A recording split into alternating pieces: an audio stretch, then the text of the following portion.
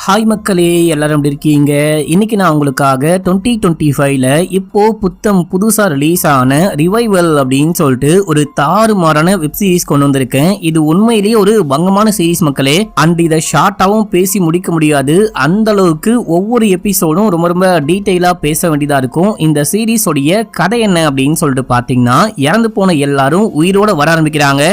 ஜோம்பியாலாம் கிடையாது. இறந்து போறதுக்கு முன்னாடி, புதைக்கிறதுக்கு முன்னாடி, எரிக்கிறதுக்கு முன்னாடி என்ன மாதிரி இருந்தாங்களோ அவங்க அப்படியே வர ஆரம்பிக்கிறாங்க. இது என்னடா சம்பவம், இது எப்படி சாத்தியம் அப்படின்னு சொல்லிட்டு நம்ம மண்டையவே பிச்சுக்க வச்சிருப்பாங்க. அப்படி ஒரு தாறுமாறான கதையா இருக்கும். நடுவுல வந்துட்டு இந்த இறந்து போனவங்க உயிரோட வந்தாங்க பாத்தீங்களா, அவங்கள யாரோ கொலை பண்ணிட்டாங்க அப்படின்னு சொல்லிட்டு அது ஒரு இன்வெஸ்டிகேஷனா கூட போகும். சரி வாங்க இந்த சீரிஸை டீடைலா பார்க்கலாம். அதுக்கு முன்னாடி மறக்காம சப்ஸ்கிரைப் பண்ணிக்கோங்க, பக்கத்துல வர பெல்லையும் கிளிக் பண்ணிக்கோங்க. வீடியோக்குள்ள போறதுக்கு முன்னாடி இந்த கமெண்ட்டுக்கு நான் ஆன்சர் பண்ண நினைக்கிறேன் மக்களே. இதுக்கு முன்னாடி வரைக்கும் 799க்கு இந்த போட்டோ போட்ட வாலெட் வித்துக்கிட்டு இருந்தீங்களே, இப்போ திடீர்னு 666 ரூபாய் அப்படின்னு சொல்றீங்களே, முன்னாடி வாங்கின நாங்க எல்லாரும் முட்டாளா, எங்களை ஏமாத்துறீங்களா அப்படின்னு சொல்லிட்டு கமெண்ட்.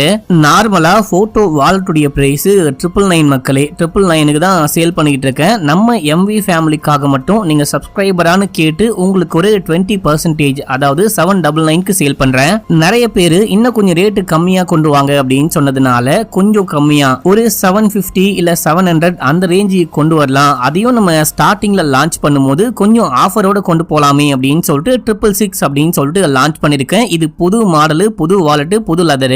ஒரிஜினல் லெதர்ல பேசிக்கா இந்த போட்டோ பிரிண்டிங், லேசர் என்கிரேவிங்லாம் பண்ண முடியாது மக்களே. இதுக்காகவே ஸ்பெஷலா ஒர்க் பண்ணி இந்த லெதரை கிரியேட் பண்ணிருக்கோம் அப்படின்னா ஒரிஜினல் லெதர் மேல எப்படி போட்டா கரெக்டா வரும் அப்படின்னு சொல்லிட்டு அதுக்கான வேலையெல்லாம் பார்த்திருக்கோம். முதல்ல இந்த வாலெட்டை லேசர் என்கிரேவிங் பண்ணும் அப்படின்னு சொல்லிட்டு லேபுக்கு அனுப்பணும். அவங்க டெஸ்ட் பண்ணி இந்த லெதர்ல இந்த வாலெட்ல இந்த போட்டோ போட முடியுமா அப்படின்னு சொல்லிட்டு பார்த்துட்டு அந்த ப்ராசஸ்லாம் முடிச்சுட்டு போட்டோ போடுவாங்க. என் கைக்கு வந்ததுக்கு அப்புறமா எல்லாமே கரெக்டா வந்திருக்கா அப்படின்னு சொல்லிட்டு ஆர்டர் பண்ணவங்களுக்கு போட்டோ வீடியோலாம் அனுப்பிச்சு உங்களுக்கு ஓகேவான்னு கேட்டு கொரியர் பண்ணுவேன். அவங்க கைக்கு 1 இல்ல 2 நாள்ல போய் சேர்ந்துடும். அதுக்கப்புறமா மோஸ்ட்லி நல்லா இருக்கு அப்படின்னு தான் சொல்லுவாங்க. சில பேருக்கு பிடிக்கல அப்படின்னா கூட நான் ரிட்டர்ன் வாங்கிட்டு வேற ஒரு வாலெட்டும் அமைச்சிருக்க மக்களே. யாரையும் இது வரைக்கும் ஏமாத்தது கிடையாது. உங்களை நான் ஏமாத்தவே மாட்டேன். இன்னொன்னு, யாருமே லெதர் வாலெட்டுக்கு, லெதர் ப்ராடக்ட்டுக்குலாம் வாரண்டியே கொடுக்க மாட்டாங்க. நான் உங்களுக்கு 1 இயர் வாரண்டி கொடுக்குறேன். வாரண்டி கார்டும் கையில கொடுக்குறேன். நீங்க இந்த வாரண்டி கார்டை வச்சு 1 இயருக்குள்ள என்ன விஷயம் ஆனாலும் கிளைம் பண்ணிக்கலாம். இப்போ உங்களுக்கு புரிஞ்சிருக்கும்னு நினைக்கிறேன். உண்மையிலேயே நான் நம்புனீங்க அப்படின்னா மட்டும் ஆர்டர் பண்ணுங்க.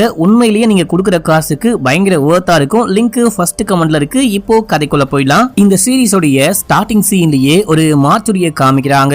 அங்க வந்த அனாதை பிணங்கள் எல்லாரையும் அங்க இருக்கிறவரு தூக்கி போட்டு எரிச்சுக்கிட்டு இருக்கும் போது இதை ஒரு பொண்ணு வீடியோ ரெக்கார்ட் பண்ணிக்கிட்டு இருக்கா. இந்த மாதிரி எப்படி எரிக்கிறீங்க, டெய்லி எவ்வளவு பணம் வரும், பணத்தை எரிச்சிட்டு என்ன பண்ணுவீங்க அப்படின்னு சொல்லிட்டு இந்த மாதிரிலாம் கேள்வி கேட்டுக்கிட்டே இருக்கும் போது உள்ளுக்குள்ள ஒரு பணத்தை போட்டு எரிக்க ஆரம்பிக்கிறாரு. திடீர்னு அந்த பணத்துக்கு உயிர் வந்த மாதிரி சமையா கத்த ஆரம்பிக்குது. திறக்க ட்ரை பண்ணு. இதையெல்லாம் பார்த்து அந்த பொண்ணு பயப்பட, ஐயோ அவரு சாகவே இல்ல போல, திறந்து விடுங்க அப்படின்னு போது இதை ஒரு வாட்டி போட்டு க்ளோஸ் பண்ணிட்டோம் அப்படின்னா திறக்க முடியாது. இன்னொன்னு, கஷ்டப்பட்டு திறந்து விட்டாலும் இந்த இடம் மொத்தமா எரிஞ்சு போயிடும் அப்படின்னு சொல்றாரு. இப்படியே அந்த பொண்ணு கத்திக்கிட்டு இருக்க, இந்த ஆளு சொல்லிக்கிட்டு இருக்க, திடீர்னு அந்த பணமே அந்த பாக்ஸை உடைச்சிட்டு வெளியே வருது மக்களே. உடம்பு முழுக்க எரிஞ்சிட்டு அப்படியே வெளியே ஓடி வர கொஞ்சம் கொஞ்சமா அந்த பணத்துக்கு எல்லாமே சரியாகுது. மனுஷனா மாறி அங்கிருந்து ஓடுது. இது மட்டும் இல்லாம அடுத்து இன்னொரு பணத்தை எரிக்கலாம் அப்படின்னு சொல்லிட்டு வச்சிருப்பாங்க. அந்த பணமும் திடீர்னு எந்திரிச்சு உட்காருமா. இதை பார்த்துட்டு 2 பேருமே பேனு ஷாக் ஆயிட்டு கத்த ஆரம்பிக்கிறாங்க. இப்ப அப்படியே எங்க சீன் கட்டாது. இப்ப அப்படியே எங்க சீனை கட் பண்ணி நம்ம ஹீரோடைய பொண்ணை காமிக்கிறாங்க. இந்த பொண்ணுக்கு ஒரு பையன் இருக்கான். அந்த குட்டி பையனை கூப்பிட்டுட்டு தனியா போலாம் அப்படின்னு சொல்லிட்டு கிளம்பிட்டு இருக்க. நீ தனியா போயிட்டு என்ன பண்ணுவ, அந்த குட்டி பையனை எப்படி சமாளிப்ப அப்படின்னு சொல்லிட்டு அப்பா சண்டை போட்டுட்டு இருக்காரு. இந்த பொண்ணு கேட்காம, எனக்கு புது ஸ்டார்ட் வேணும், நான் போயிட்டு என் வாழ்க்கைய புதுசா ஸ்டார்ட் பண்ண போறேன், எல்லாத்தையும் மறந்துட்டு வாழ போறேன் அப்படி இப்படின்னு சொல்லிட்டு இருக்கும் போது அந்த பையன், குட்டி பையன், இவங்களுக்கு சண்டை போடுறதே வேலையா போச்சு அப்படின்ற மாதிரி உட்காந்து ஏதோ புக்கு படிச்சுக்கிட்டு இருக்கான். இதே டைம்ல நம்ம ஹீரோக்கு போன் கால் வருது. நம்ம டவுனுக்குள்ள இறந்து போன எல்லாரும் உயிரோட வராங்க. என்ன விஷயம் நடக்குது அப்படின்னே புரியல. நீங்க உடனே கிளம்பி போயிட்டு என்ன விஷயம் ஆகுதுன்னு பாருங்க அப்படின்னு சொல்லும் போது, ஆக்சுவலா அப்பா சீஃபா இருப்பாரு, நம்ம ஹீரோயின் வந்துட்டு ஒரு அசிஸ்டன்ட் மாதிரி இருப்பாங்க. இவருக்கு இதை கேட்டவனே ஒண்ணுமே புரியல. இறந்து போனவங்க எப்படி உயிரோட வர முடியும், ஏதாவது தப்பா நடக்குதா அப்படின்னு சொல்லிட்டு, எனக்கு உன்னுடைய ஹெல்ப்பும் தேவை. இந்த கேஸை முடிச்சுட்டு நீ எங்க வேணா போ, இது ஒரு புது கேஸா இருக்கு, நீ ஒரு ஊருக்கு போ, நான் ஒரு ஏரியாவுக்கு போறேன் அப்படின்னு சொல்லிட்டு ஆளாளுக்கு தனித்தனியா கிளம்புறாங்க. இவங்களும் வேற வழி இல்லாம கார் எடுத்துட்டு போயிட்டே இருக்கும் போது இவங்க ஒரு இடுகாட்டை தாண்டி போவாங்க. பார்த்தா அந்த இடுகாட்டுல இருந்து எக்கச்சக்கமான டெட் பாடி அப்படியே உயிர் பெற்று வந்துகிட்டு இருக்கு மக்களே. இதை பார்த்து ஷாக் ஆனவங்க காரை நிப்பாட்டிட்டு போயிட்டு இது என்னடா இது அப்படின்னு சொல்லிட்டு ஒரு மாதிரி ஆச்சரியத்தோட பயத்தோட பார்த்துட்டு இருக்கும் போது அப்போ இதுக்கு முன்னாடி இறந்து போன எல்லாரும் அப்படியே உயிரோட வராங்க. அவங்கள பார்க்க ஜோம்பி மாதிரிலாம் தெரியல. இறந்து போறதுக்கு முன்னாடி எப்படி இருந்தாங்களோ ஒரு நார்மல் மனுஷன் எப்படி இருப்பானோ அதே போல வந்துகிட்டு இருக்காங்க. ஒரு குட்டி பொண்ணும் உயிரோட எந்திரிச்சு வந்து மேடம் எனக்கு ஹெல்ப் பண்ணுங்க, எங்க அம்மாவை கண்டுபிடிக்கணும் அப்படின்னும் போது இவங்க அப்படியே அந்த பொண்ணை பார்த்து ஷாக் ஆகுறாங்க. இங்க தான் இந்த படத்துடைய பேரையே போட்டு ஸ்டார்ட் பண்றாங்க. இப்போ இந்த மாதிரி நிறைய பேர் உயிரோட வராங்க அப்படின்ற விஷயத்த கவர்மெண்ட் பார்த்துட்டு அவங்களுக்கே ஒண்ணுமே புரியாம லாக்டவுன் போடுறோம் அப்படின்னு சொல்லிட்டு யாரும் வெளியே வராதீங்க, வீட்டை விட்டு வெளியே வராதீங்க அப்படின்னு சொல்லிட்டு லாக்டவுன் போட்டாங்க. ஒரு பக்கம் லாக்டவுன் போட்டு ஒரு பக்கம் இது என்ன விஷயம் நடக்குது, எப்படி இவங்க உயிரோட வராங்க அப்படின்னு சொல்லிட்டு ஆராய்ச்சிகளும் பண்ண ஆரம்பிக்கிறாங்க. ஆனா ஆராய்ச்சி பண்ணியும் அவங்களால ஒண்ணுமே கண்டே பிடிக்க முடியல. இப்போ லாக்டவுன் போட்டு 35 நாள் ஆகுது. இதுக்கப்புறமும் லாக்டவுன் போட்டா ஒண்ணுமே வேலைக்கு ஆகாது, சாப்பாட்டுக்கு கூட வழி இல்லாம எல்லாரும் இறந்து போயிடுவாங்க அப்படின்னு சொல்லிட்டு லாக்டவுனை விளக்குறாங்க. இப்ப அப்படியே எங்க சீன் கட்டாது நம்ம ஹீரோயினை காமிக்கிறாங்க. நம்ம ஹீரோயின் 35 நாள் கடுப்புல இருந்திருப்பாங்க. இப்போ பாருக்கு போயிட்டு ஒரு பையனை மீட் பண்றாங்க, ஒரு தாடிக்காரனை மீட் பண்றாங்க. அந்த பையன் கூட கசமுசா பண்ணலான்னு காருக்குள்ள ஏறி உட்கார அந்த டைம்னு பார்த்து நம்ம ஹீரோயினுடைய பேபி சிட்டர் ஒரு தாத்தா கால் பண்றாரு. கால் பண்ணி நான் இந்த மாதிரி வர வழியில ஒரு டெட் பாடியை பார்த்தேன் அப்படின்னு சொல்றாரு. என்னது டெட் பாடியா அப்படின்னு சொல்லிட்டு கேட்கும் போது இல்ல ஒரு குதிரை இறந்து கிடக்குது, அந்த குதிரையுடைய டெட் பாடியை பார்க்கும் போதே ஒரு மாதிரி வீடா இருக்கு, நீங்க உடனே வந்து பாருங்க அப்படின்னு சொல்லும் போது இது என்ன வித்தியாசமா இருக்கே அப்படின்னு சொல்லிட்டு சரி ஓகே சாரி என்ன மன்னிச்சுக்கோ அப்படின்னு சொல்லிட்டு அந்த பையன் யாருனே தெரியாது, இப்பதான் மீட் பண்ணிருப்பாங்க. சரி ஓகே உன் கூட ஒன்னும் பண்ண முடியல அப்படின்னு சொல்லிட்டு அங்க இருந்து கிளம்புறாங்க. கிளம்பி நேரா போயிட்டு அந்த தாத்தா எந்த ஸ்பாட்ல சொன்னாரோ அங்க போயிட்டு பார்க்கும்போது ஒரு குதிரை இறந்து கிடக்குது. குதிரையுடைய கழுத்துல ஏதோ காயம் இருக்கு. இவங்க இத பார்த்துட்டே இருக்கும் போது அங்க யாரோ வந்து இது என்ன விஷயம் ஆச்சு அப்படின்னு சொல்லிட்டு கேட்கும் போது ஒரு செகண்ட் பயந்தே போயிட்டாங்க. அந்த தாத்தா தான் வந்திருப்பாரு. என்ன ஆச்சு அப்படின்னே தெரியல, நான் பாத்துக்கிட்டு இருக்கேன் அப்படின்னு சொல்லிட்டு பார்க்கும்போது அந்த குதிரை இறந்து கிடக்குது பாத்தீங்களா, அதுக்கு பக்கத்திலேயே மனுஷங்களுடைய பல்லு அப்படின்ற மாதிரி ஒரு 4-5 பல்லு கிடக்குது. இந்த பல்லெல்லாம் பார்த்துட்டு இவங்களுக்கு ஒண்ணுமே புரியல. சரி ஓகே அபிஷியலா கம்ப்ளைண்ட் எதுவும் வரல, நம்ம பேபி சிட்டர் தானே கால் பண்ணி சொன்னாரு, அபிஷியலா கம்ப்ளைண்ட் வந்தா பாத்துக்கலாம் அப்படின்னு சொல்லிட்டு அமைதியா கிளம்பிட்டாங்க. இப்ப அப்படியே எங்க சீன் கட்டாது. மறுநாள் காலையில நம்ம ஹீரோயின் பையனை ஸ்கூல்ல இறக்கி விட்டு போறாங்க. இந்த பையன் ஸ்கூலுக்கு போனா தன்னுடைய கிளாஸ்ல ஒரு பொண்ணை பாக்குறான். இந்த பொண்ணை இங்க இருக்கிற யாருக்கும் பிடிக்காது, ஆனா இவனுக்கு மட்டும் பிடிக்கும். இந்த பையன் இந்த பொண்ணு கூட ஃப்ரெண்டா இருக்கான் அப்படின்னு சொல்லிட்டு காட்டுறாங்க. அடுத்து நம்ம ஹீரோயினை காமிக்கிறாங்க. நம்ம ஹீரோயின் போலீஸ் ஸ்டேஷனுக்கு போனா அங்க மேயர் வந்திருக்காரு. இங்க நம்ம ஹீரோயினுடைய அப்பா தான் சீஃப். அவரை பிடிச்சி மேயர் பயங்கரமா கத்திக்கிட்டு இருக்காரு. இந்த ரிவைவர்ஸ்னால நிறைய கேஸ் பதிவாயிருக்கு, இந்த கேஸ் எல்லாம் எப்ப முடிக்க போறீங்க, எப்போ இன்வெஸ்டிகேஷன் பண்ண போறீங்க அப்படி இப்படின்னு சொல்லிட்டு செமையா திட்டிட்டு இந்த உயிர் பெற்று வராங்க பாத்தீங்களா. இந்த கேஸை விசாரிக்கிறதுக்கு கவர்மெண்ட் சிடிசி அப்படின்னு சொல்லிட்டு ஒரு டிபார்ட்மெண்ட் இந்த ரிசர்ச் அதுக்கப்புறம் இன்வெஸ்டிகேஷன் எல்லாம் பண்ணுவாங்க. இந்த மாதிரி ஏதாவது கேஸ் வந்தா அந்த ஒரு டீம் கிட்ட டிபார்ட்மெண்ட் கிட்ட கொடுத்திருப்பாங்க. அந்த டிபார்ட்மெண்ட்ல இருந்து ஒரு தாடிக்காரன் இங்க வந்து உட்கார்ந்துகிட்டு இருக்கான். அந்த தாடிக்காரன் வேற யாரும் கிடையாது, நம்ம ஹீரோயின் நேத்து ஒரு பையன் கூட ஒன்னா இருக்கலாம் அப்படின்னு சொல்லிட்டு பார்த்தாங்க பாத்தீங்களா, அந்த பையன் தான். நம்ம ஹீரோயின் இங்க வராங்க, என்ன விஷயம் ஆச்சுன்னு பார்க்கலாம் அப்படின்னு சொல்லிட்டு அப்பாவை மீட் பண்ணலான்னு வரும்போது இங்க இந்த தாடிக்காரன் உட்கார்ந்துகிட்டு இருக்கான். இவனை பார்த்தோன்னே பயங்கரமா ஷாக் ஆகுறாங்க. அப்பாக்கு முன்னாடி ஒன்னும் பேசவும் முடியல, ஒன்னும் காட்டிக்கவும் முடியல. அப்பாவே இன்ட்ரோ கொடுக்குறாரு. சிடிசில இருந்து இந்த பையன் வந்திருக்கான், இந்த மாதிரி நம்ம டீமுக்கு ஹெல்ப் பண்ண போறாரு, அந்த கேஸ் விஷயமா நமக்கு ஹெல்ப் பண்ண போறாரு அப்படின்னு சொல்லும் போது இவங்களும் ஓகேன்னு சொல்லிட்டு ஹாய் சொல்றாங்க. அப்படியே பேசிக்கிட்டே இருக்கும் போது அங்க நேத்து நைட்டு குதிரை இறந்து போன விஷயத்த பார்த்தாங்க, மனுஷன் பல்லு மாதிரி சில விஷயத்த பார்த்தாங்க. அந்த கேஸ டிபார்ட்மெண்ட் விசாரிக்க ஆரம்பிச்சிட்டாங்க போல. கேஸோடைய ஃபைல் அங்க இருக்கு, இவங்களுக்கே தெரியாம அந்த கேஸ விசாரிக்க ஆரம்பிச்சிருக்காங்க. இது என்ன கேஸா இருக்கும் நம்ம பார்த்துமே அப்படின்னு சொல்லிட்டு அப்பாக்கே தெரியாம அந்த கேஸோடைய ஃபைலை மட்டும் ஆட்டையை போட்டு வெளியே கொண்டு போயிட்டாங்க. அடுத்து நம்ம ஹீரோயினுடைய தங்கச்சியை காமிக்கிறாங்க. இந்த பொண்ணு அப்பா கூடயும் அக்கா கூடயும் ஸ்டே பண்ணாம தனியா ஸ்டே பண்ணிக்கிட்டு இருக்கா. அது மட்டும் இல்லாம இந்த பொண்ணு காலேஜ் படிச்சுக்கிட்டு இருக்கா. மக்களே அங்க இருக்கிற ஒரு ப்ரொஃபசர் கூடயே இல்லீகலான ஒரு ரிலேஷன்ஷிப்ல இருக்கா அப்படின்னு சொல்லிட்டு காமிக்கிறாங்க. அந்த ஆளு இந்த பொண்ணை மதிக்கவே மாட்டான். ஆனா இந்த பொண்ணு பின்னாடியே போயிட்டு கெஞ்சிக்கிட்டு இருக்கா, என்ன பாக்கவா, என்ன மீட் பண்ணவா, நம்ம அங்க போலாம் இங்க போலாம் அப்படின்னு சொல்லிட்டு கெஞ்சிக்கிட்டு இருக்கா. அவன் மதிக்காம போறான். இப்ப அப்படியே எங்க சீனை கட் பண்ணி ஹீரோயினை காமிக்கிறாங்க. நம்ம ஹீரோயின் போயிட்டு தாடிக்காரனை பார்க்கும்போது அவன் பேச ஆரம்பிக்கிறான். அதுக்குள்ள என்ன மன்னிச்சுக்கோ, 35 நாள் லாக்டவுன்ல ஒண்ணுமே புரியாம மண்டையெல்லாம் மழுங்கி போயிட்டு உட்கார்ந்துட்டு இருந்தேன். நேத்து அதுதான் ஒரு வெறியில பாஞ்சிக்கிட்டு வந்துட்டேன். நேத்து நடந்த எல்லாத்துக்கும் மன்னிச்சுக்கோ, சாரி அப்படின்னு சொல்றாங்க. நம்ம வந்துட்டு எதுவா இருந்தாலும் ப்ரொஃபஷனலா பாத்துக்கலாம், வேற எதுவுமே பேச வேணாம் அப்படின்னு சொல்லிட்டு மத்த கேஸ பத்தி எல்லாம் பேசிக்கிட்டு இருக்கும் போது இந்த குதிரையுடைய கேஸ பத்தியும் இவங்க கேக்குறாங்க. ஆல்ரெடி இந்த போலீஸ் ஸ்டேஷனுக்கு அந்த கேஸ் வந்திருக்கும், கேஸோடைய ஃபைலை மட்டும் ஆட்டையை போட்டுட்டு வந்திருக்காங்க. அந்த மத்த டீடைல் எல்லாமே ஆல்ரெடி தாடிக்காரன் செக் பண்ணிட்டு இருக்கான். இந்த குதிரைக்கு என்ன விஷயம் ஆச்சு அப்படின்னு சொல்லிட்டு கேட்கும் போது இந்த குதிரைய யாரோ வெறி கொண்டு கடிச்சிருக்காங்க அப்படின்னு சொல்றான். இவன் கையில பல்லுலாம் வச்சிருக்கான். இருக்கான். இதெல்லாம் என்ன குதிரையுடைய பல்லா அப்படின்னு சொல்லிட்டு கேக்குறாங்க. தெரியாத மாதிரி கேக்குறாங்க. அதுக்கு அவன் என்ன சொல்றான் அப்படின்னா, கண்டிப்பா இது குதிரையுடைய பல்லு கிடையாது, மனுஷங்களுடைய பல்லு. அதுவும் எல்லா பல்லும் ஒரே மாதிரி ஐடென்டிக்கலா இருக்கு. இப்போ மனுஷங்களுக்கு 32 பல்லு இருக்கு அப்படின்னா ஒன்னு ஒவ்வொரு மாதிரி இருக்கும். ஒரே மாதிரி எல்லா பல்லும் இருக்காது இல்லையா? ஆனா இங்க பாக்குற எல்லா பல்லுமே ஒரே மாதிரி இருக்கும். ஒரு மனுஷனுக்கு பல்லு ஒழுக ஒழுக ஒரே மாதிரி எப்படி வரும்? இது வந்துட்டு கொஞ்சம் வித்தியாசமா இருக்கு, எனக்கே புரியல அப்படின்னு சொல்றான். இன்னொன்னு கண்டுபிடிச்சிருக்கான். இந்த குதிரையுடைய டிஷ்யூவை செக் பண்ணி பார்க்கும்போது இதுல ஒரு வித்தியாசமான விஷயம் நடக்குது. என்ன அப்படின்னா, குதிரையுடைய ஒரு தோல் மாதிரி இருக்கு. அதை கட் பண்ண திடீர்னு அதுவே சரியாயிடுது மக்களே. இப்போ மனுஷன் மிருகமா இருந்தாலும் காயம்பட்டா அது குணமாக கண்டிப்பா ஒரு டைம் இருக்கும். அந்த டைம் கூட எடுக்காம டக்குன்னு ஒரே செகண்ட்ல குணமாகுது அப்படின்னு சொல்லிட்டு அதையும் பண்ணி காமிக்க இவங்களுக்கு ஒரே ஆச்சரியமா இருக்கு. ஒண்ணுமே புரியாம மண்டைய போட்டு பிச்சுக்கிறாங்க. அப்புறம் ஹீரோயின் என்ன சொல்றாங்க அப்படின்னா, இந்த ரிவைவர்ஸ் இருக்காங்க இல்லையா, உயிர் பெற்று வந்தவங்க, அவங்கள யாராவது ஆக்ரோஷமா வந்து இந்த குதிரைய கடிச்சு கொலை பண்ணிருக்க வாய்ப்பு இருக்கு. அதனாலதான் ரிவைவர்ஸ்க்கு என்ன மாதிரியான பவர் இருக்கோ, ரிவைவர்ஸை கொலை பண்ண முடியாது, காயப்படுத்த முடியாது, காயப்படுத்தினாலும் உடனே குணமாயிடுவாங்க. அதே பவர் வந்துட்டு இந்த குதிரைக்கும் போயிருக்க வாய்ப்பு இருக்கு அப்படின்னும் போது வாய்ப்பு இருக்கு, ஆனா அதை கன்ஃபார்மா சொல்ல முடியாது அப்படின்னு சொல்லிட்டு தாடிக்காரன் சொல்றான். இப்ப அப்படியே எங்க சீன் கட்டாது. அடுத்து நம்ம ஹீரோயினுடைய தங்கச்சியை காமிக்கிறாங்க. இந்த பொண்ணு ஒரு மாதிரி ஏதோ வாழ்க்கையே வெறுத்து போன மாதிரி மனசுடைஞ்சு போயிட்டு உட்கார்ந்துகிட்டு இருக்கா. அப்பாக்கு கால் பண்றா. கால் பண்ணி அப்பாவை கஷ்டப்படுத்த கூடாது அப்படின்னு சொல்லிட்டு சும்மா தான் கால் பண்ண. அவ ஏதோ சொல்லலாம் அப்படின்னு தான் கால் பண்ணிருப்பா. அதை சொல்ல முடியாம காலை கட் பண்ணிட்டா. அப்பாக்கும் ஒண்ணுமே புரியல. லூசு சரக்கு இருக்க போட்டு கால் பண்ணிருக்கும் போல அப்படின்னு சொல்லிட்டு அவரும் அமைதியா விட்டாரு. இப்ப அப்படியே எங்க சீனை கட் பண்ணி ஹீரோயினை காமிக்கிறாங்க. இப்போ அந்த குதிரை இறந்து போச்சு பாத்தீங்களா? அந்த குதிரை இறந்து கிடந்த ஸ்பாட்டுக்கு பக்கத்துல இருந்து ஒரு கைதியை இதுக்கு முன்னாடி கைது பண்ணிருப்பாங்க. அவன் ரொம்ப ரொம்ப வயலண்டான கைதி. அவன் இறந்தும் போயிட்டு இருப்பான். இறந்ததுக்கு அப்புறமா புதைச்சும் இருப்பாங்க. மேபி அவன் தான் உயிரோட வந்து இந்த குதிரையை அட்டாக் பண்ணிருக்க வாய்ப்பு இருக்கு. மேபி அப்படி இருக்க கூட வாய்ப்பு இருக்கு அப்படின்னு சொல்லிட்டு அவனை விசாரிக்கலான்னு போறாங்க.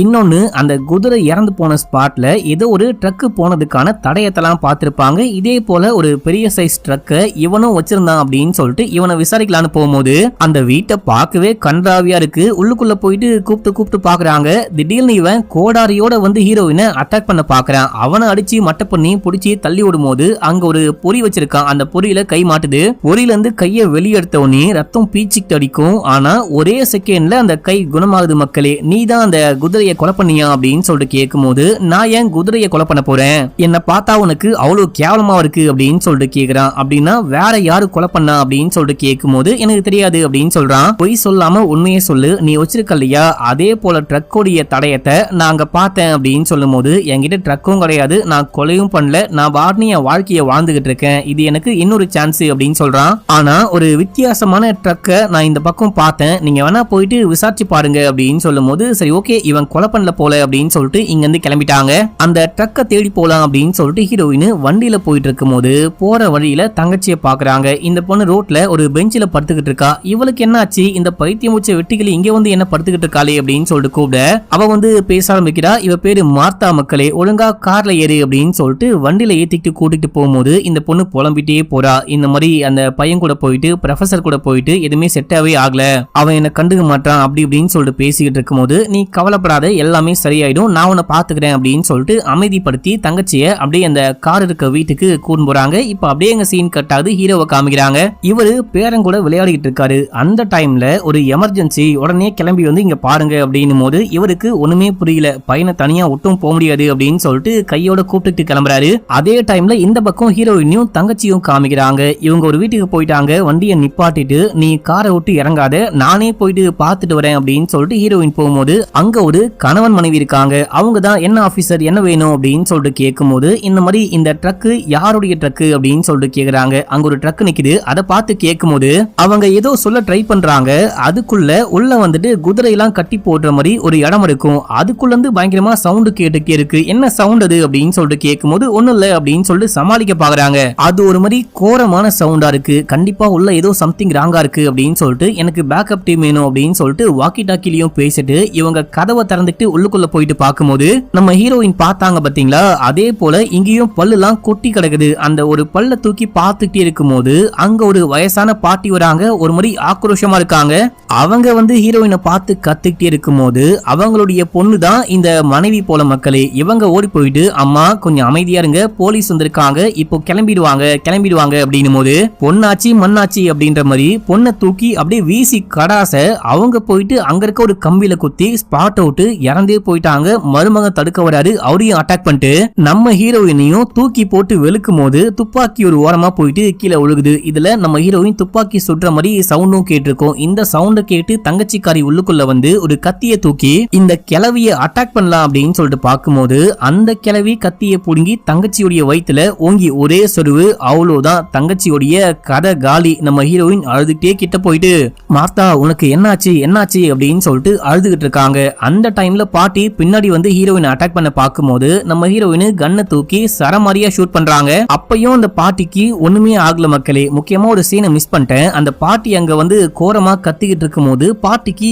பல்லு வலிக்குது போல. அந்த பல்ல புடுங்கி போடுவாங்க, உடனே பல்லு முளைக்கும். அப்படிதான் அங்க பல்லு வந்திருக்கும். இப்ப அப்படியே கண்டினியூ பண்ணலாம். அந்த பாட்டி வந்துட்டு ஹீரோயினை அட்டாக் பண்ண பார்க்கும்போது இவங்க ஷூட் பண்ணுவாங்க. அதையும் தாண்டி அந்த பாட்டிக்கு ஒண்ணுமே ஆகல. அப்படியே நம்ம ஹீரோயினுடைய கழுத்தை பிடிச்சி தூக்கும் போது அங்க நம்ம ஹீரோயினுடைய தங்கச்சி மறுபடியும் அதே கத்தியோட வந்து ஓங்கி ஒரே போடு. பாட்டியுடைய தலை தண்ணியா அப்படியே வெட்டிட்டு போகுது. பாட்டியுடைய கதை முடிஞ்சு போச்சு. ஆனா நம்ம ஹீரோனுடைய தங்கச்சிக்கு ஒண்ணுமே ஆகல. அந்த பொண்ணு காயம் கூட இல்லாம அப்படியே நல்லபடியா வந்து நின்னுகிட்டு இருக்கா. இத பார்த்த உடனே ஹீரோயினுக்கு சரியான ஷாக்கு. அப்படின்னா இவளும் ரிவைவரா அப்படின்னு சொல்லிட்டு பார்த்து ஷாக் ஆகுறாங்க. அந்த பக்கம் நம்ம ஹீரோயினுடைய அப்பா அந்த குட்டி பையனை கூப்பிட்டு போறாரு. நீ காரை விட்டு இறங்காத, நானே போயிட்டு பார்த்துட்டு வரேன் அப்படின்னு சொல்லிட்டு போறாரு. அக்கம் பக்கத்துல இருக்கவங்க இந்த வீட்டுல இருந்து சவுண்ட் கேக்குது, ஏதோ சவுண்ட் கேக்குது, போயிட்டு பாருங்க அப்படின்னு சொல்லிருப்பாங்க.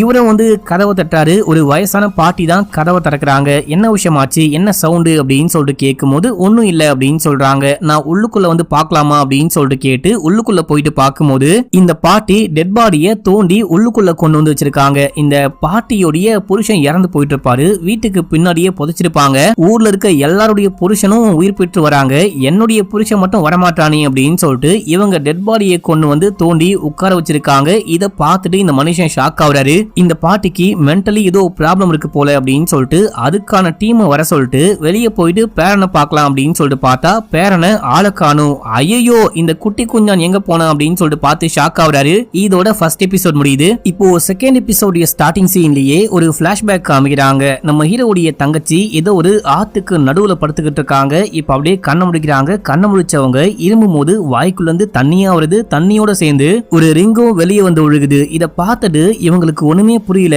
நம்ம எப்படி இங்க வந்தோம், எவ்வளவு நாளா இங்க படுத்துக்கிட்டு இருக்கோம் அப்படின்னு சொல்லிட்டு எதுவுமே தெரியாம இவங்க கிளம்பி அவங்க ஒரு பொண்ணு கூட சேர்ந்து ஸ்டே பண்ணிக்கிட்டு இருப்பாங்க. அந்த ரூமுக்கு போறாங்க. இது எல்லாமே லாக்டவுன்ல நடக்குது போல மக்களே. அந்த பொண்ணு புலம்பிட்டு இருக்கா. நியூஸ பாத்தியா, எல்லாரும் ஜாம்பியா வராங்களாம், பாத்தியான்னு கேட்கும் போது இந்த பொண்ணு கண்டுக்காம போயிட்டு அமைதியா படுத்து என்ன விஷயம் ஆச்சுன்னு யோசிக்கிறா.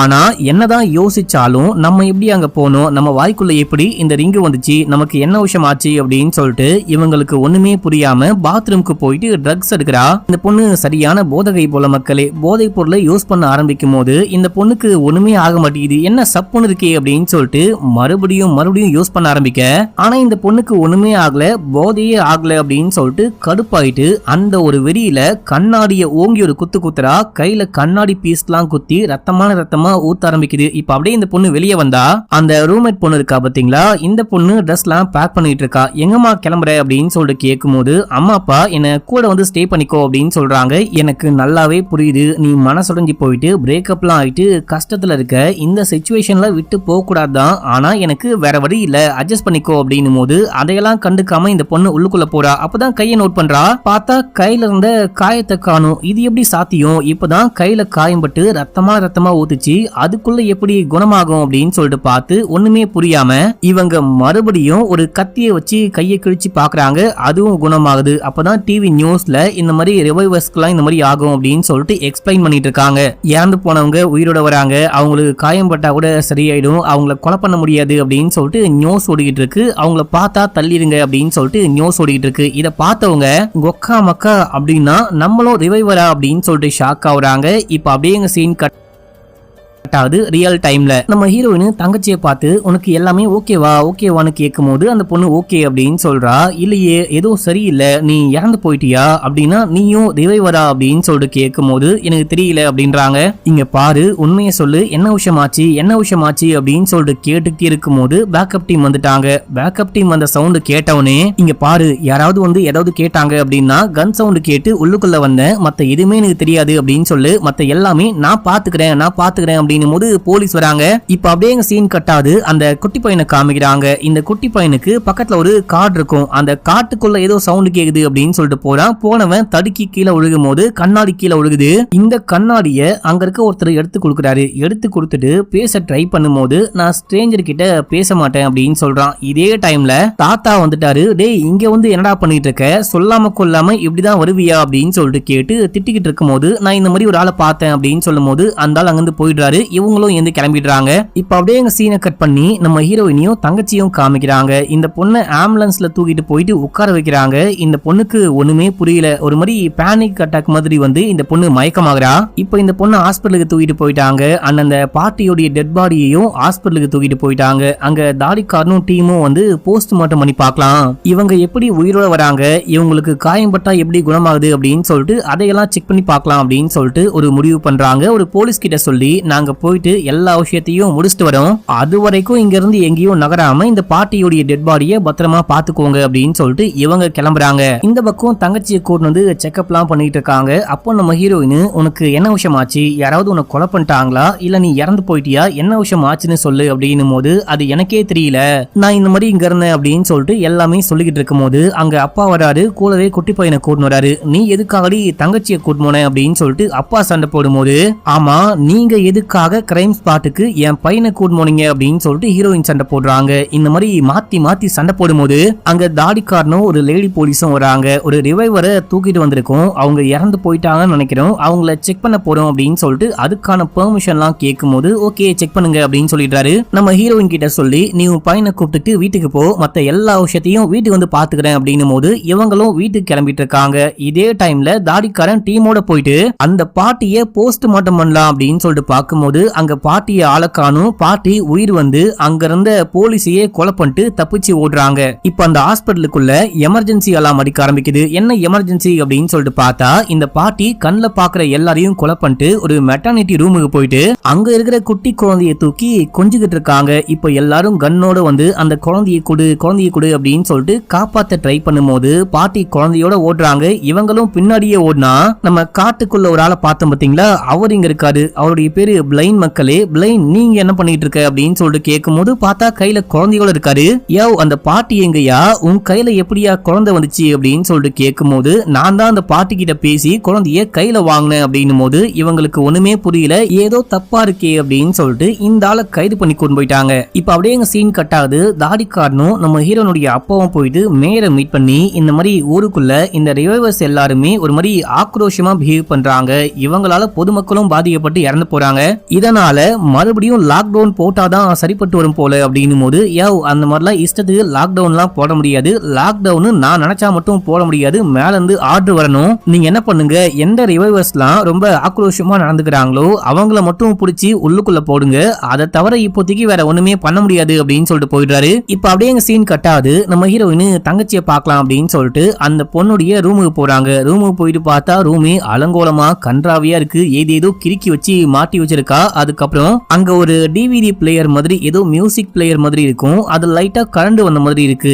இது ஏதோ சரியில்லையேன்னு பார்க்கும்போது உள்ளுக்குள்ள ஒரே மாத்திரைகளா இருக்கு. இது என்ன மாத்திரை அப்படின்னு சொல்லிட்டு பாத்துக்கிட்டே இருக்கும்போது தங்கச்சி வந்து வெளியே கூப்பிடுறா. இது என்ன மாத்திரை அப்படின்னு சொல்லிட்டு கேட்கும்போது ஞாபகம் இல்ல அப்படின்னு சொல்றாங்க. சரி ஓகே உனக்கு என்ன விஷயம் ஆச்சு அப்படின்னு சொல்லிட்டு கேட்டாலும் தெரியல, ஞாபகமே இல்ல அப்படின்னு சொல்றாங்க. நீ இறந்து போயிட்டியா அப்படின்னு சொல்லிட்டு கேட்கும்போது அப்படிதான் நினைக்கிறேன் அப்படின்றாங்க. யாராவது உனக்கு கொலை பண்ணிட்டாங்களா இல்ல தற்கொலையான்னு கேட்கும்போது அதுவும் தெரியலையா. இங்க பாரு அந்த பாலத்துக்கு பக்கத்துல அம்மாவுடைய பர்த்டே அப்படின்னு சொல்லிட்டு அந்த பாலத்துக்கிட்ட நான் போனேன், நான் வழக்கமா போவேன், உனக்கு தெரியும் இல்லையா, அது எனக்கு ஞாபகம் இருக்கு, அதுக்கப்புறம் என்ன விஷயம் ஆச்சு அப்படின்னு ஞாபகம் இல்ல, நான் இறந்து போயிட்டேன் போல, அங்க இருந்து கண்ணை முடிச்சேன் அப்படின்னு சொல்லிட்டு எல்லாமே சொல்றாங்க. அண்ட் வந்துட்டு ஏதோ ஒரு கார் போன மாதிரி பார்த்தேன், ஏதோ சின்ன ஆக்சிடென்ட் மாதிரி பார்த்தேன், வேற எதுவுமே எனக்கு ஞாபகமே இல்லை அப்படின்னு சொல்றாங்க.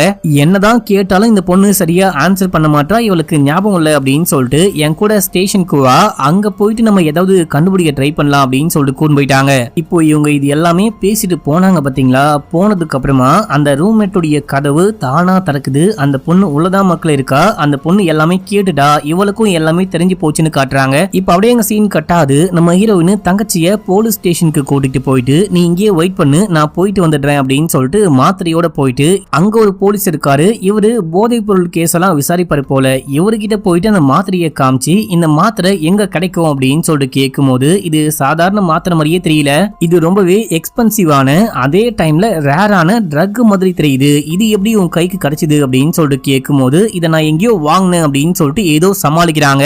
சரி இது எங்க கிடைக்கும் அதையாச்சும் சொல்லுங்க அப்படின்னு சொல்லிட்டு கேட்டா இதை வந்துட்டு எங்கேயும் கிடைக்காது, எங்க இருந்தோ முக்கியமான இடத்துல இருந்து ஆட்டையை போட்டு கொண்டு வந்த மாதிரி தெரியுது அப்படின்னு சொல்லிடுறாரு. ஏன்னா இவ்வளோ அளவுல யாரும் வெளிப்படையா வச்சிருக்க மாட்டாங்களாம், அந்த அளவுக்கு ரேரான காஸ்ட்லியான ட்ரக்கா. தங்கச்சிக்காரி எங்க இருந்தோ ஆட்டையை போட்டு கொண்டு வந்துட்டாலோ அப்படின்னு சொல்லிட்டு அதே யோசனையோட போயிட்டு பார்த்தா தங்கச்சியை காணும். நம்ம ஹீரோயினுடைய ஸ்டேஷன் கார் ஆட்டையை போட்டுட்டு அங்கிருந்து தப்பிச்சு போயிட்டு இருக்கா.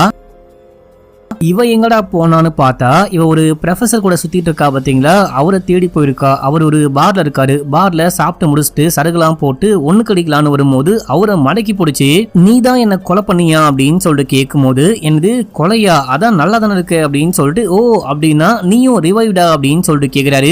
நான் எதுக்காக உன்னை கொலை பண்ண போறேன் அப்படின்னு சொல்லிட்டு கேட்கும் போது இந்த பொண்ணு எல்லாமே சொல்றா. அந்த பாலத்துக்கு பக்கமா தான் நான் விழுந்து கிடந்தேன், என் வாய்க்குள்ள ஒரு ரிங்க பார்த்தேன், அதே போல ரிங்க நீயும் போட்டுட்டு இருப்ப அப்படின்னும் போது இங்க பாருமா அதே போல ரிங்க யார் வேணா போட்டிருக்கலாம், உலகத்திலேயே நான் மட்டுமா அதே போல ரிங்க போட்டிருக்கேன், நல்லா யோசிச்சு பாரு, நான் ஏன் கொலை பண்ண போறேன். இன்னொன்னு நீ வேணும்னு நான் போனதுக்கு அப்புறமா நீ நிறைய வாட்டி எனக்கு கால் பண்ண, மெசேஜ் பண்ண, சும்மா விடாம மெயில் பண்ணிட்டே இருந்த, ஒரு பைத்தியக்காரி மாதிரி பண்ணிட்டு இருந்த, வாழ்க்கையை வெறுத்து போன மாதிரி பண்ணிட்டு இருந்த, ஒருவேளை நீயே மனசு விட்டு போயிட்டு தற்கொலை பண்ணிருக்க வாய்ப்பு இருக்கு அப்படின்னும் போது இவங்களுக்கு ஒண்ணுமே புரியல. ஒருவேளை தற்கொலை தான் பண்ணிட்டோமோ அப்படின்னு சொல்லிட்டு வெளியே வந்து யோசிக்கிறாங்க. இவங்களுக்கு ஒரு மாதிரி வெறியாகுது, என்ன விஷயம் நடக்குது அப்படின்னே புரியாம அங்க இருக்க ஒரு லேடி கிட்ட போயிட்டு வம்பு வளர்க்குறாங்க. அவங்கள போட்டு போலக்க அவங்க வெறியாயிட்டு இவங்களை போட்டு அடின்னு அடிக்கிறாங்க. காயம் படுது, ஆனா காயம் குணமாகுது. இந்த எல்லா விஷயத்தையும் ஒரு பையன் பாக்குறான். பார்த்துட்டு என் கூட வா அப்படின்னு சொல்லிட்டு காப்பாத்தி வெளியே கூட்டு போயிட்டு உட்கார வைக்கிறான். உனக்கு என்னாச்சு, நீயும் வந்துட்டு ரிவைவ்டா அப்படின்னு சொல்லிட்டு கேட்கும் போது இந்த பொண்ணு ஆமா அப்படின்னு சொல்றா.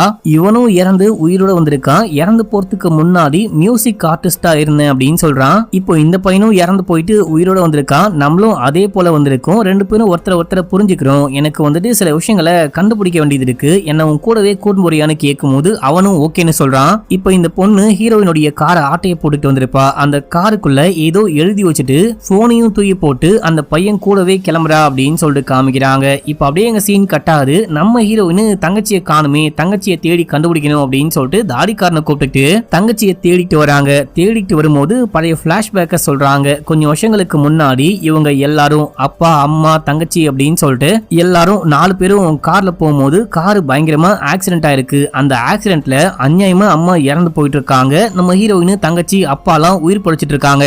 அம்மா இறந்து போனதுக்கு அப்புறமா தான் இந்த பொண்ணு போதைக்கு அடிமையாயிட்டு வீட்டுக்கே வரது கிடையாது, ஒரு மாதிரி உதவாக்கரையா வெளியே சுத்திட்டு இருந்தா அப்படின்னு சொல்லிட்டு பேசிக்கிட்டு போகும்போது அந்த பார்ல இருந்து கால் பண்றாங்க. ஏமா உன் தங்கச்சி இங்கதாமா இருக்கா, இங்க வந்து ஒரு பஜாரி கிட்ட அடி வாங்கிட்டு இருக்கா அப்படின்னு சொல்லும் போது இவங்க கிளம்பி பாருக்கு போறதுக்குள்ள தங்கச்சி கறி கிளம்பி போயிட்டு இருப்பா. அங்க கார் நிக்குது. இவங்க காருக்குள்ள ஏறி பார்க்கும்போது ஒரு பேப்பர் மாதிரி இருக்கு. அது ஏதோ சும்மா பேப்பர் அப்படின்னு சொல்லிட்டு தூக்கி போடலான்னு பார்க்கும்போது இதுக்கு முன்னாடி போதைப் பொருள் கேஸ்ல கைதானாங்க பாத்தீங்களா, அவங்க லிஸ்ட் இருக்கு. அந்த லிஸ்ட்ல ரூம்மேட் பொண்ணுடைய பேரும் இருக்கு, அந்த பொண்ணுடைய போட்டோவும் இருக்கு. இதுல ஏதோ சரியில்லையே அப்படின்னு சொல்லிட்டு ஹீரோயின் கிளம்பி நேரா அந்த பிளாட்டுக்கு போறாங்க. போயிட்டு அந்த ரூம்மேட் பொண்ணை பார்த்து இங்க பாரு, நான் கேட்கிற கேள்விக்கெல்லாம் ஒழுங்கா ஆன்சர் பண்ணு, இல்ல அப்படின்னா நான் என்ன பண்ணுவனே தெரியாது அப்படின்னு சொல்லும் போது இப்போ நீ என்ன கேட்க போற அப்படின்னும் போது இவங்க அந்த மாத்திரையை காமிக்கிறாங்க. இந்த மாத்திரை எப்படி என் தங்கச்சி கையில கிடைச்சது அப்படின்னு சொல்லிட்டு கேட்கும் போது எனக்கு தெரியாது, எனக்கு ஒண்ணுமே தெரியாது அப்படி இப்படின்னு சொல்லிட்டு சமாளிக்க பாக்குறாங்க. நம்ம ஹீரோயின் ஒழுங்கா உண்மையை சொல்லு, இல்லனா உன்னை கைது பண்ணி கூண்டு போயிட்டு விசாரிப்பேன் அப்படின்னும் போது இவங்க பயந்துட்டு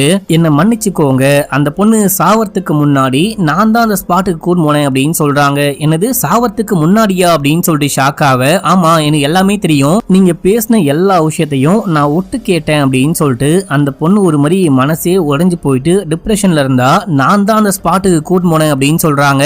வெயிட் பண்ணுங்க எனக்கு என்னமோ அவளை யாரு கொலை பண்ணா அப்படின்ற விஷயமும் தெரியும்னு நினைக்கிறேன் அப்படின்னு சொல்றாங்க. இதோட செகண்ட் எபிசோட முடியுது. இப்போ மூணாவது எபிசோடைய ஸ்டார்டிங் சீன்லயே நம்ம ஹீரோயின் அந்த ரூம்மேட் பொண்ணு கிட்ட விசாரிச்சுக்கிட்டு இருக்காங்க. ஒழுங்கா உண்மையை சொல்லு அப்படின்னும் போது இந்த பொண்ணு சொல்ல ஆரம்பிக்கிறா. அந்த பொண்ணு ரொம்ப அப்செட்டா இருக்காளே, ஒரு மாதிரி ஸ்ட்ரெஸ்ஸா இருக்காளே அப்படின்னு சொல்லிட்டு நான் தான் அந்த பொண்ணை போதைப் பொருள் வாங்கலாம் அப்படின்னு சொல்லிட்டு கூட்டிட்டு போனேன். அப்படி கூட்டிட்டு போன இடத்துல அந்த பொண்ணு சும்மா இருக்காம மேல போயிட்டு அந்த போதைப் பொருள் மொத்தத்தையும் ஆட்டைய போட்டுட்டு ஓடினா.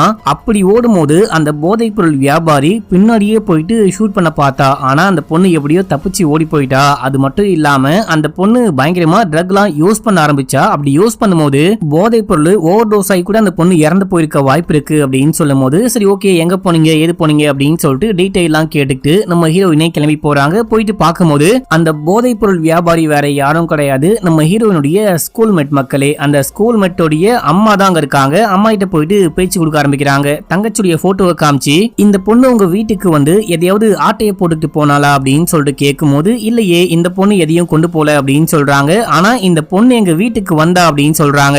அடுத்து ரூம்மேட்டுடைய போட்டோவை காமிக்கும் போது ஆமா இவ தான் வந்து ஆட்டையை போட்டுட்டு போனா, இவ தான் மோசமானவ, என்னுடைய பையன் போயிட்டு அட்டாக் பண்ண பார்த்தான், ஷூட் பண்ண பார்த்தான் அப்படின்னு சொல்லிட்டு எல்லாமே அம்மா சொல்லிட்டு நான் போயிட்டு என் பையனையே கூட்டு வரேன் அப்படின்னு சொல்லிட்டு போறாங்க. நம்ம ஹீரோயினுக்கு இப்பதான் புரியுது தங்கச்சிக்காரி எதுவுமே ஆட்டையெல்லாம் போடல, இவ தான் ஆட்டையை போட்டு கொண்டு வந்திருக்கா, நம்ம தங்கச்சிய மாட்டியோட பாக்குறா அப்படின்னு சொல்லிட்டு புரிஞ்சுக்கிறாங்க. இதே டைம்ல வியாபாரி கீழே வரான். வந்துட்டு ஹீரோயினை பார்த்துட்டு நீயா அப்படின்னு சொல்லிட்டு ஷாக் ஆகுறான். நீ எதுக்கு தேவையில்லாம இங்க வந்திருக்க, இங்க வந்து என்ன பண்ணிட்டு இருக்க, உன்னால என் குடும்பத்துக்கு ஏதாவது ஆச்சு அப்படின்னா உன்னுடைய குடும்பத்தை நான் கொலை பண்றேன் அப்படின்னு சொல்றான். டேய் நான் என்னடா பண்ண, நான் பாட்டுன்னு வந்து விசாரிச்சுக்கிட்டு இருக்கேன், இவன் வந்து லூசு மாதிரி பேசிட்டு இருக்கானே அப்படின்னு சொல்லிட்டு கடுப்பாயிட்டு ஹீரோயின் அங்கிருந்து கிளம்பிட்டாங்க. இப்ப அப்படியே சீன் கட்ட நம்ம ஹீரோனுடைய பையன் ஸ்கூல்ல இருந்து கால் பண்றாங்க. ஏதோ பிரச்சனை அப்படின்னு சொல்லிட்டு என்ன பிரச்சனைன்னு போய் கேட்டா இந்த குட்டி பையன் கூட படிக்கிற இன்னொரு பையனை அடிச்சிட்டு இருக்கான், அவனுக்கு காயம்பட்டு இருக்கு, அதனால உங்க பையனை சஸ்பெண்ட் பண்றேன் அப்படின்னு சொல்றாங்க. என்னாச்சு ஏதாச்சு அப்படின்னு சொல்லிட்டு பையன் கிட்ட போயிட்டு கேட்கும் போது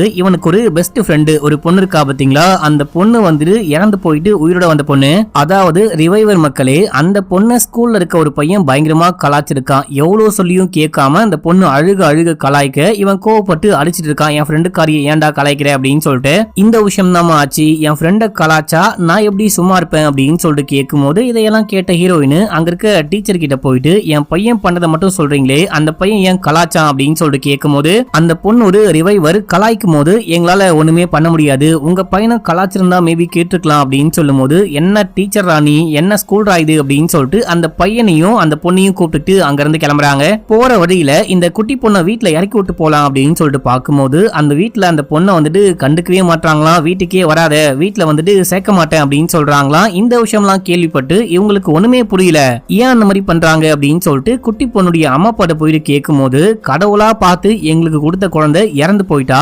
கடவுள்கிட்டயே போயிட்டா, இவ திரும்பி வந்தா இவ ஒரு சாத்தான் பேயி பூதம், இவளெல்லாம் அக்செப்ட் பண்ணிக்க முடியாது அப்படின்னு சொல்றாங்க. ஏங்க இறந்து போன குழந்தை உயிரோட வந்திருக்கு, அந்த குழந்தைய அக்செப்ட் பண்ணிக்க மாட்டேன் அப்படின்னா என்ன அர்த்தம், உங்க குழந்தை தான் அது அப்படின்னும் போது அக்செப்ட் பண்ணிக்கவே முடியாது அப்படின்றாங்க. அட என்னடா இது எல்லாமே பைத்தியங்களா இருக்கு அப்படின்னு சொல்லிட்டு இந்த குழந்தைய நானே கூடவே கூட்டு போறேன் அப்படின்னு சொல்லிட்டு அந்த குழந்தையும் பையனையும் இவங்களே கூட்டு போயிடுறாங்க. இப்ப அப்படியே சீன் கட்டாது லேப்ல தாடிக்காரனை காமிக்கிறாங்க. இவன் என்னென்னமோ பண்ணி பாக்குறான், என்னென்னமோ ஆராய்ச்சி எல்லாம் பண்ணி பாக்குறான். ஆனா இந்த கேஸ பத்தியும் இவங்க எப்படி உயிரோட வராங்க அப்படின்றத பத்தியும் ஒண்ணுமே கண்டே பிடிக்க முடியல.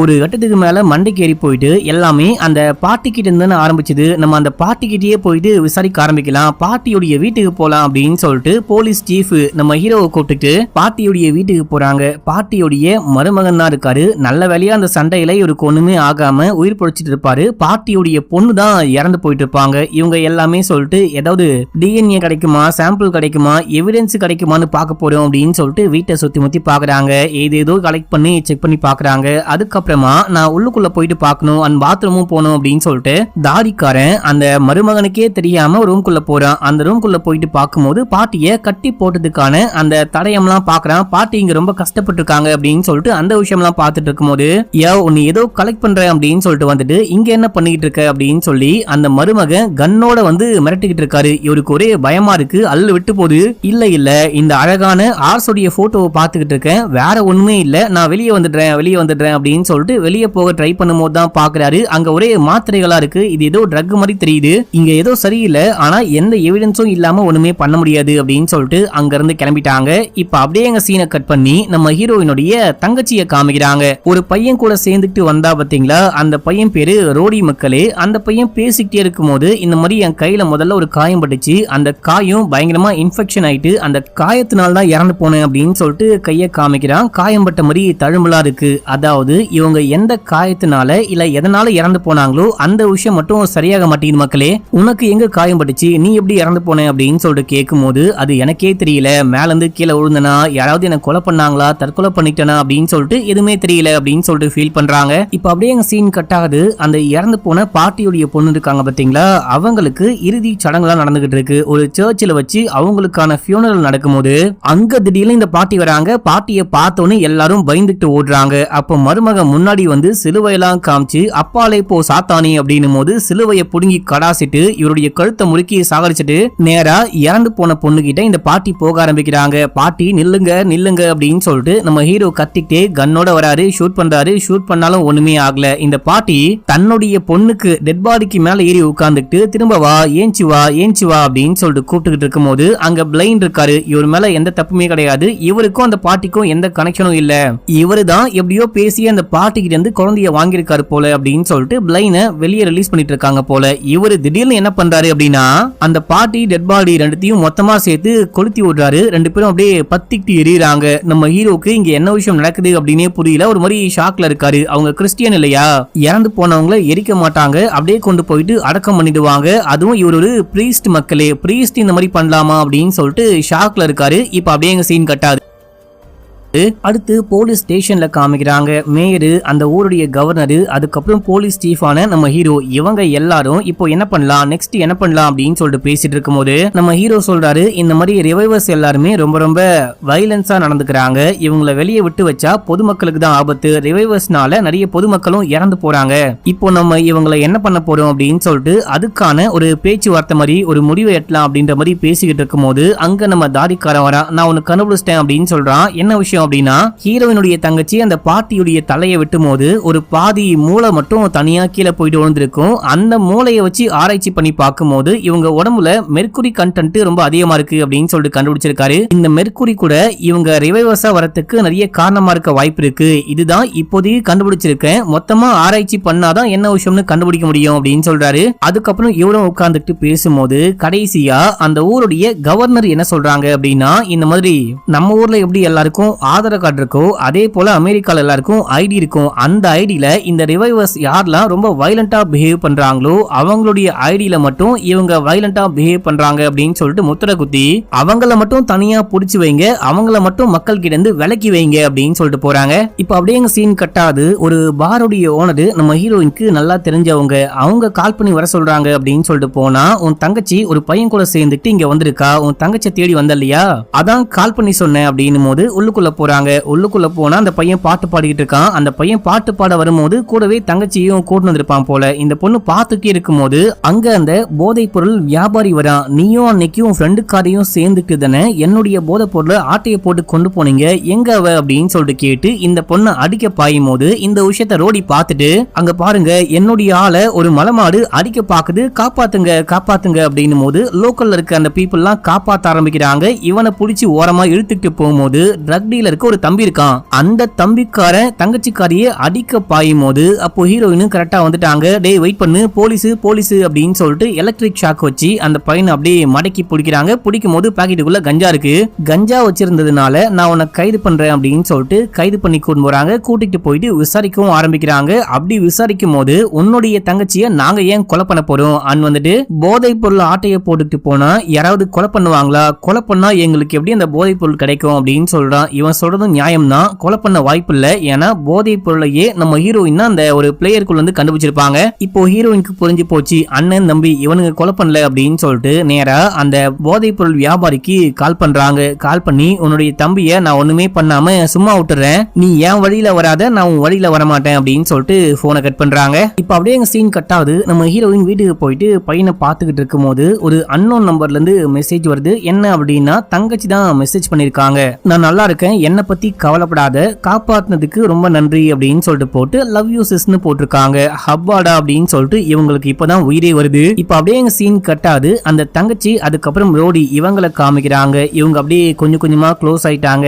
லவ் பண்ண ஆரம்பிக்கிறாங்க. ஒரு பாலத்துக்கு மேல போயிட்டு உட்காந்து பேசிக்கிட்டு இருக்கும் போது இந்த பொண்ணுக்கு சின்ன வயசுல இருந்து அடிக்கடிக்க உடம்பு சரியில்லாம போகுமா, உடம்புல ஏதோ ஒரு ரேரான மெடிக்கல் கண்டிஷன் இருக்கு, அதனாலேயே உடம்பு சரியில்லாம போகும், நான் ரொம்ப கஷ்டப்பட்டு வளர்ந்தேன், ரொம்ப கஷ்டப்பட்டு வாழ்ந்துகிட்டு இருக்கேன் அப்படி இப்படின்னு சொல்லிட்டு இந்த பொண்ணுடைய சோக கதையெல்லாம் சொல்லிக்கிட்டு இருக்கும் போது இங்க பாரு, இருக்கிற வாழ்க்கையே ஒரே ஒரு வாழ்க்கை, சந்தோஷமா வாழணும் அப்படின்னு சொல்லிட்டு டக்குன்னு தண்ணியில குதிக்க இவங்களுக்கு தான் ஒண்ணுமே ஆகாதே, சாக மாட்டாங்களே, இந்த பொண்ணும் கூட சேர்ந்து குதிக்கிறா. இப்ப அப்படியே எங்க சீன் கட்டாது. அடுத்து அந்த பிளைனை காமிக்கிறாங்க. இவரு பிணங்களை எரிச்சிட்டாரு அப்படின்னு சொல்லிட்டு கைது பண்ணி கூட்டு போறாங்க. ஆனா இவரு வேற வழி இல்லாம தான் எரிச்சிட்டாரு அப்படின்னு சொல்லிட்டு ரிலீஸ் பண்றாங்க. இவரு வெளியே வரும்போது இவருடைய ஃபாலோவர்ஸ் எல்லாம் வந்து அப்படியே ஆரவாரமா வரவேற்கிறாங்க. இப்போ நித்யானந்தா சாமிகளுக்கு எப்படி கூட்டம் கூடிச்சோ அதே போல இவருக்கும் கூட்டம் கூட ஆரம்பிக்குது அப்படின்னு சொல்லிட்டு காமிச்சு இந்த எபிசோட முடியுது. இப்போ 4வது எபிசோடைய ஸ்டார்டிங் சீன்லயே தங்கச்சியுடைய ஆளு அந்த ப்ரொஃபசருடைய வீட்டை காமிக்கிறாங்க. அந்த வீட்டுல ஒரே ஒரு மனைவி இருக்காங்க. அந்த வீட்டுக்குள்ள எவனோ பூந்து எதையோ ஆட்டையை போட்டு கொண்டு போறான்.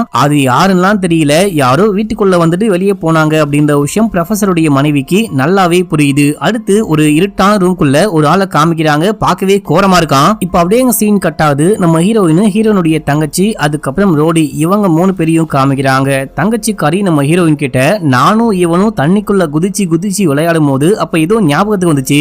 என்ன அப்படின்னா அந்த பிரிட்ஜுக்கு மேல நான் பிளைனை பார்த்தேன், அவரு தான் அந்த பக்கம் நடந்து போனாரு, நான் நல்லா பார்த்தேன், எனக்கு நல்லாவே ஞாபகம் இருக்கு அப்படின்னு சொல்லும் போது அந்த ஆள் தான் கொலை பண்ணாரா அப்படின்னு சொல்லிட்டு கேட்கும் போது அது ஞாபகம் இல்ல அப்படின்னு சொல்றாங்க.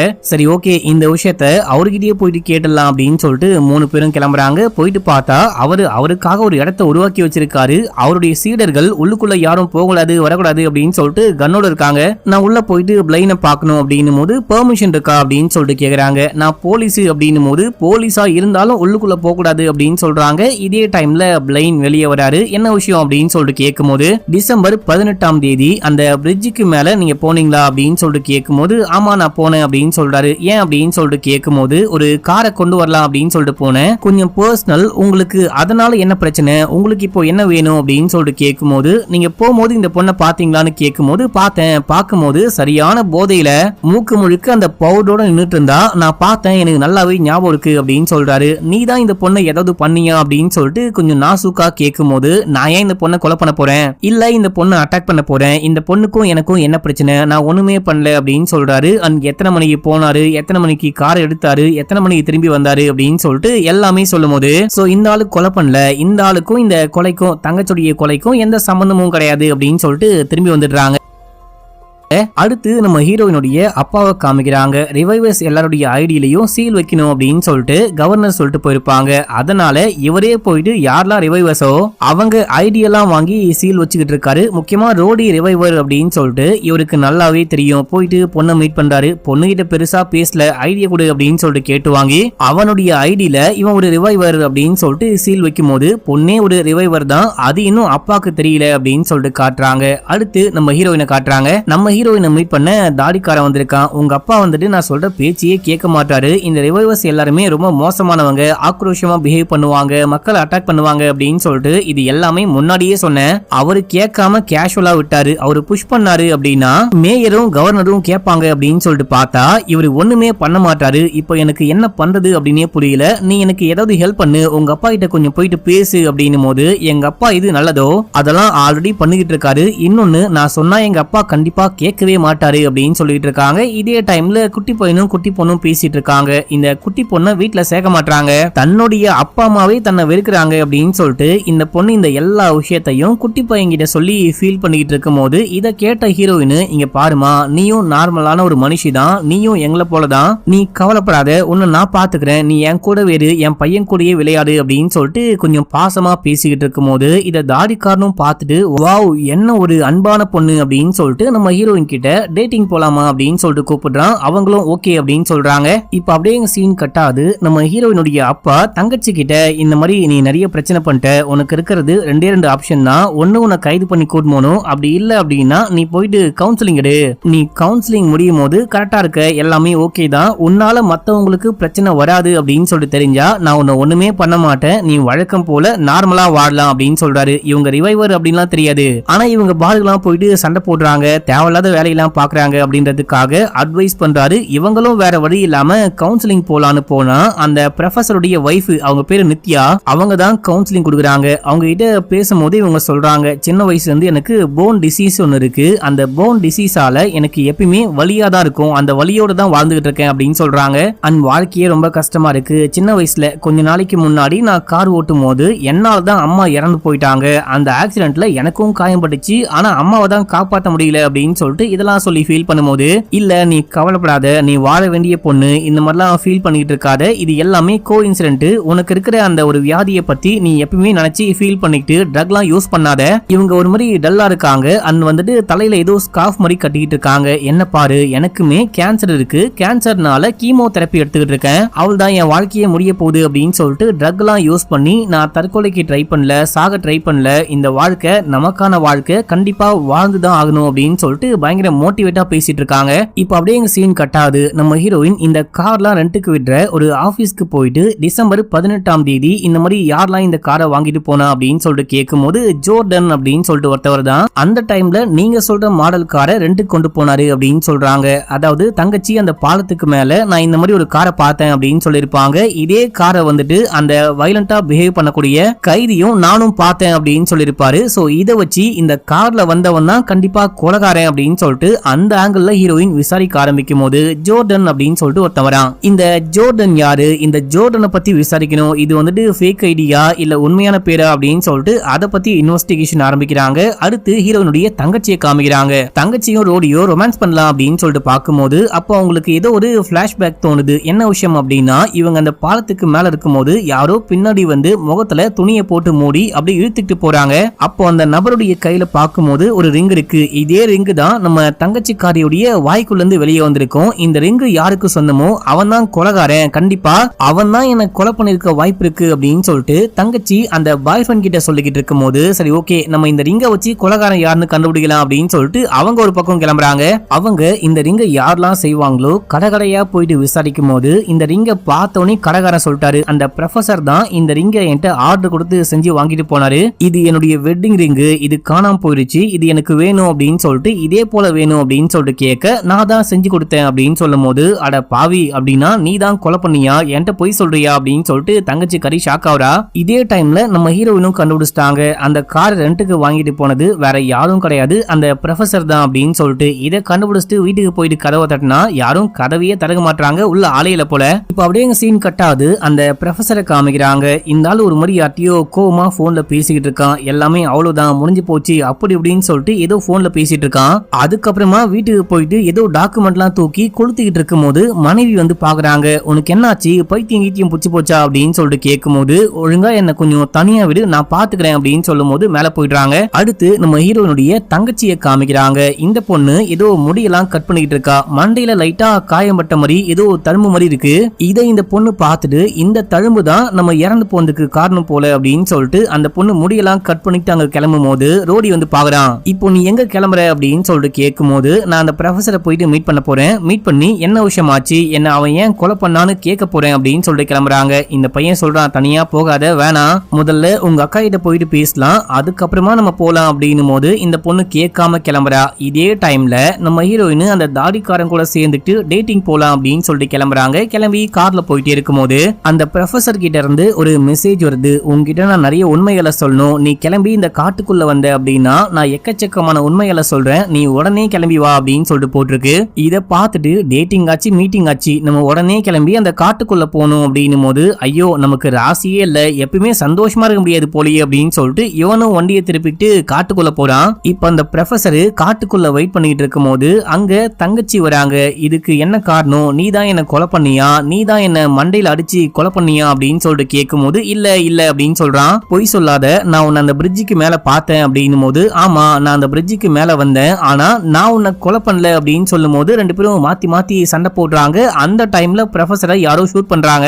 ஐயோ இவனை யாரா ஷூட் பண்ணா அப்படின்னு சொல்லிட்டு பார்க்கும்போது இதே டைம்ல தாடிக்காரனும் நம்ம ஹீரோயினும் ஸ்பாட்டுக்கு வராங்க. நீ காரை விட்டு இறங்காத, நான் மட்டும் போறேன் அப்படின்னு சொல்லிட்டு ஹீரோயின் டேட்டிங் போகும்போது கூட கன்னோட போனாங்க போல. அந்த கன்னோட காட்டுக்குள்ள போயிட்டு பார்க்கும்போது ப்ரொஃபசர் காலி இறந்தே போயிட்டாரு. தங்கச்சி நிக்கிறாங்க. என்னாச்சு, ப்ரொஃபசரை யாரு கொலை பண்ணா அப்படின்னு சொல்லிட்டு கேட்கும் போது தெரியல அப்படின்னு சொல்ல ஹீரோயின் கிட்ட போயிட்டு பாக்குறாங்க. பார்த்துட்டு அப்படியே தங்கச்சி கிட்ட பேசலான்னு வரும்போது யாரோ ஷூட் பண்றாங்க. ஹீரோயின் வயித்துல குண்டு பாயுது. அந்த பொண்ணுக்கும் காயம்படுது. அந்த பொண்ணுக்கு தான் ஒண்ணுமே ஆகாதே, ஆனா ஹீரோயின் வயிற்றுலயும் குண்டு பாஞ்சு அப்படியே ரத்தமா ஊத்த ஆரம்பிக்குது. ஐயோ யாராவது காப்பாத்துங்க காப்பாத்துங்க அப்படின்னு சொல்லிட்டு தங்கச்சிக்காரி பயங்கரமா கத்த ஆரம்பிக்கிறா. இது எல்லாமே தாடிக்காரனுக்கு நல்லாவே கேக்குது. இதே டைம்ல இருட்டுக்குள்ள யாரோ நிக்கிறாங்க. அந்த விஷயத்த தங்கச்சிக்காரியும் பார்த்துட்டு அக்காவுடைய கண்ணை புடுங்கி அவனை ஷூட் பண்ணும்போது அவன் கையில குண்டு பாயுது. இந்த பக்கம் அக்காக்காரி குண்டு பாஞ்சதுனால கொஞ்சம் கொஞ்சமா இறந்துகிட்டு இருக்காங்க. அப்படியே மயக்கமாகறாங்க. இதோட இந்த எபிசோடு முடியுது.